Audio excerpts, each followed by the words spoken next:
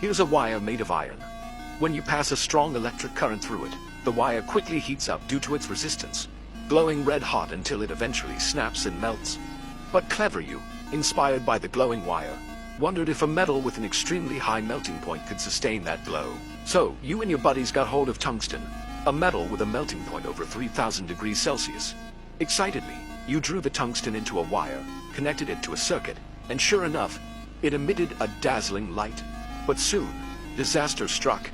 The tungsten wire broke again. The problem?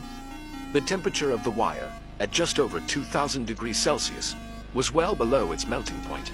Why did it break? Clever you quickly identified the culprit. Air. At high temperatures, the tungsten reacted with oxygen, forming tungsten oxide that volatilized, causing the wire to corrode and snap. What to do? Being the genius you are, you came up with a solution. Encase the tungsten wire in a glass bulb, evacuate the air to create a vacuum, and fill it with an inert, non-combustible gas. Success! The tungsten wire now glowed steadily and brightly when electrified, but the straight tungsten wire had too little resistance, and its light wasn't bright enough to illuminate the factory at night.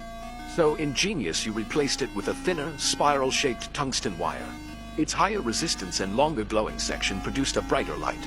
However, at the scorching 2500 degrees Celsius incandescent state, the tungsten wire became soft.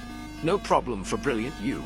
You crafted a glass pillar, called a support stem, which was insulating, supported the spiral tungsten wire, and sealed the glass bulb to maintain an airtight environment.